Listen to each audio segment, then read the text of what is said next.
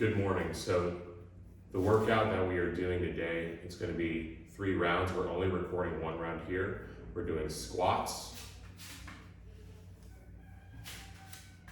Making sure when we do our squats, not like this. We don't want our knees going past our toes.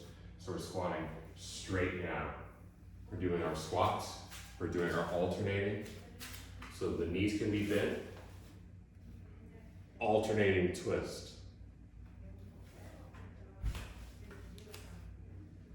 You could choose whichever version is most comfortable for you. You could switch at here, or if you want more core control, switch in this position here. And the final exercise, flutter kicks. Making sure our back is nice and flat. So we're gonna do everything on for 45 seconds on, 45 seconds off. And then in between rounds, you could take anywhere between 1 and 2 minutes rest. If you really want to take a challenge, it's just 45 seconds break between each thing. So we could get this peak workout done within under 15 minutes. All right, let's go. 1. Remember, it's not about the speed. Nice and slow, making sure you're sitting back. Feet are slightly wider than shoulder width apart.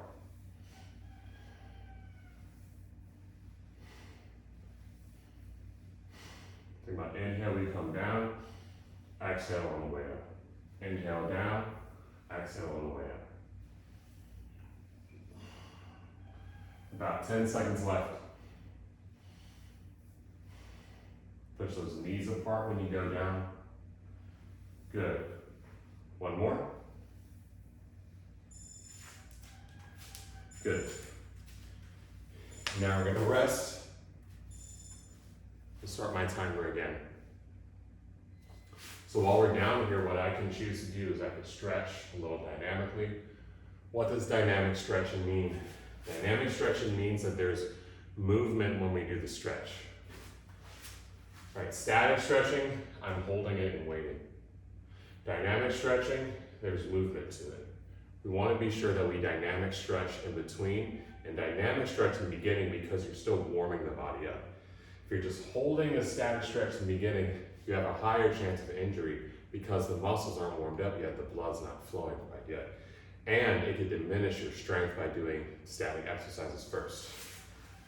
All right, on the hands, on the knees, and let's go. So I'm going to do this version here. I'm reaching up and twisting. If the knee's a little farther forward, that's okay. What matters most is we're doing a full twist. Step back. You might find you have more control. Go as slow as you need to here, but make sure when we switch, the feet stay firm on the ground, the hands stay planted on the ground. When I'm in this position, a nice solid plank, the hips aren't going down, the hips aren't going up to the sky. If they're not quite in a downward dog here, if they're up just a little bit, that's okay for the transitions. Good. We'll take our break here.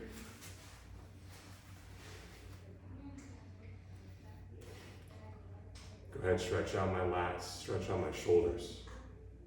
Side to side movements for our shoulders. Call these big hugs. I'm opening up really large, and then we're crossing over, crawl the fingers, side to side. The next thing we are doing are our flutter kicks. When we do our flutter kicks, we're starting in about 15 seconds. When we start our flutter kicks, we want to be sure the back is nice and flat. The legs could be not quite at 90 and not touching the ground, but somewhere in between. We're gonna do 45 degrees today. Are you ready? Let's get started. To make it a little easier on your back, you can put your hands under your hips. Keep your belly nice and straight. Legs nice and straight. So remember, we're doing flutter kicks here. I'm not doing this running motion. Keep the legs nice and straight, nice and still. The back, the lower back flat against the ground, core nice and tight.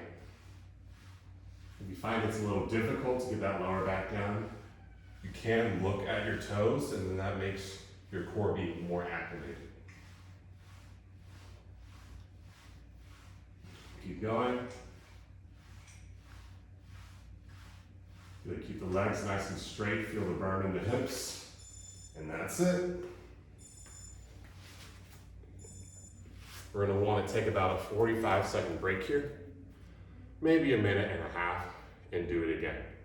Make sure that you pair this with 20 to 30 minutes walking where it's easy to breathe out of your nose. If you don't have a heart rate monitor, or if you're on beta blockers do interfere with your heart rate.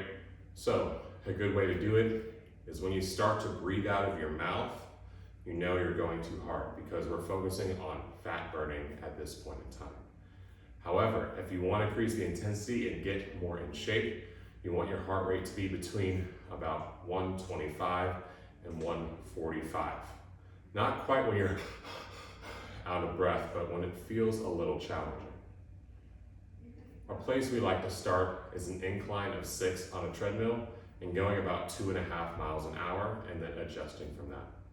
If it feels too fast on your feet, then just change the incline in order to make it more of a challenge. If you have any questions, feel free to ask, and see you until next time.